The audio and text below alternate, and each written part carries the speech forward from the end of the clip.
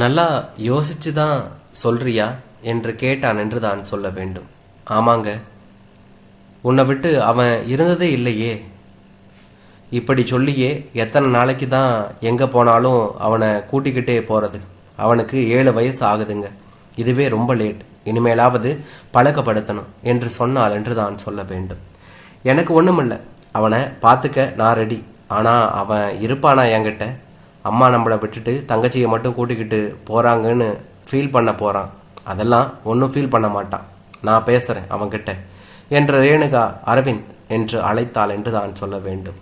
தொலைக்காட்சியில் கார்ட்டூன் சேனலை பார்த்து கொண்டு இருந்த அரவிந்த் இடத்தை விட்டு அசையாமல் என்ன மம்மி என்றான். இங்க வா என்று கூப்பிட்டாள் என்று தான் சொல்ல வேண்டும். சலிப்புடன் எழுந்து வந்து தன் முன் நின்ற அவனது கையை அன்புடன் பற்றி இழுத்து தன் அருகே இருத்தி கொண்டாள் ரேணுகா என்று தான் சொல்ல வேண்டும். என்ன மம்மி என்றான். நீ குட்பாய் தானே? தாயின் திடீர் குழைவு அவனது சிறிய மண்டைக்குள் விளக்கெறிய வைத்தது. இதற்கு முன்பு இதே கேள்வி வந்தபோது நடந்த சம்பவங்கள் நொடியில் அவன் நினைவில் ஓடின. தனக்கும் நதியாவுக்கும் அப்பா ஒரே மாதிரியான ஏரோப்ளேன் பொம்மையை வாங்கி தந்தபோது நதியா அவளுடைய பொம்மையை உடைத்துவிட்டு இவனுடையதை எடுக்க வர இவன் கொடுக்க மறுக்க அவள் ஓவென்று அழுது அமர்க்களம் செய்ய அப்போதும் இப்படிதான் அம்மா ஆரம்பித்தாள். அரவிந்த், நீ குட்பாய் தானே? என்றான்.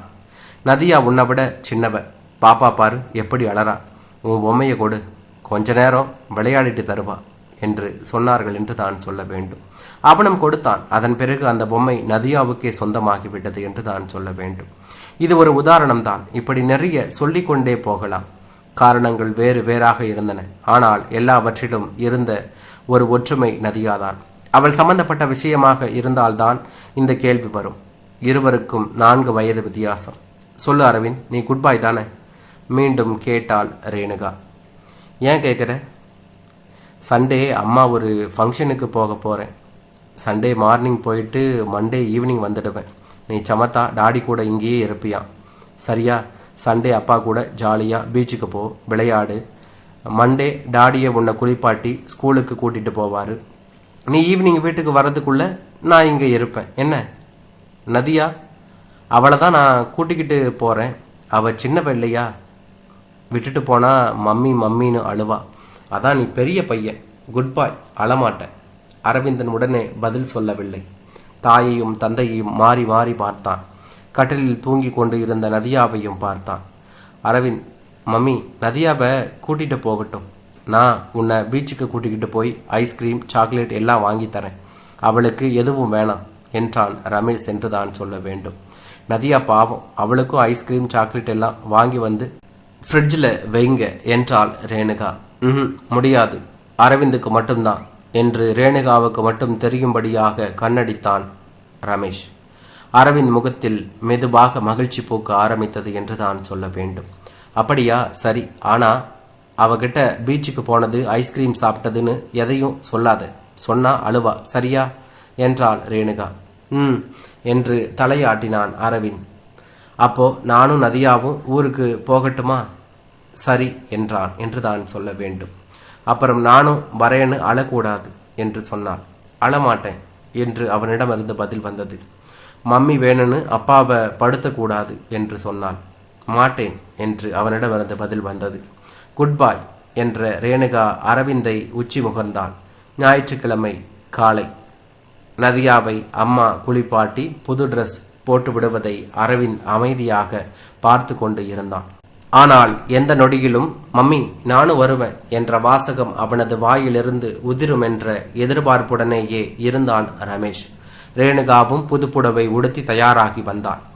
நாளை காலையில் உறவினர் ஒருவர் வீட்டு சீமந்தம். இப்போதே போனால்தான் நாளை விழாவில் பங்கு பெற முடியும். ரேணுகாவின் அம்மா வீடும் அதே ஊர்தான் என்பதால் தங்கும் இடம் குறித்து பிரச்சனை இல்லை. தவிர தாய் வீட்டில் ஒரு நாள் இருக்கும் உற்சாகம் வேறு. போகலாமா என்று கேட்டவாறு ரமேஷ் பைக் சாவியை எடுத்துக்கொண்டான் என்று தான் சொல்ல வேண்டும். பைக்கில் ரேணுகா பின்னால் அமர்ந்து நதியாவை மடியில் வைத்து கொள்ள அரவிந்த் அப்பாவுக்கு முன்னால் அமர்ந்து கொண்டான். அவனிடம் தொடர்ந்து அமைதி.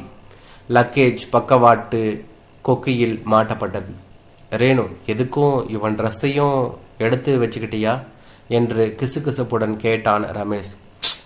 பேசாம வண்டியை விடுங்க என்று அதே கிசுகிசு குரலில் அதட்டினாள் ரேணுகா.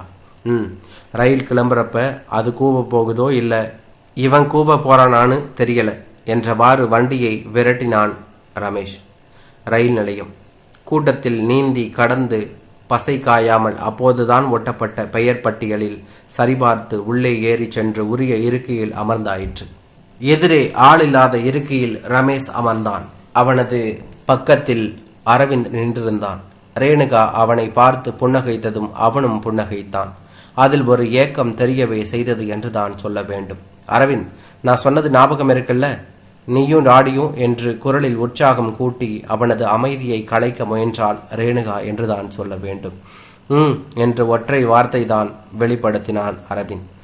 நதியா ஜன்னல் வழியே வெளியே வேடிக்கை பார்த்து கொண்டு இருந்தாள். குழந்தைகளுக்கே உரித்தான ஆச்சரியம் அவளிடம் காணப்பட்டது. அதே ஆச்சரியம் அரவிந்திடமும் இருக்கும். ஆனால் இப்போதோ அவை எல்லாம் பழகி போன பெரிய மனிதனைப் போல சலனமின்றி பார்த்தான் அவன்.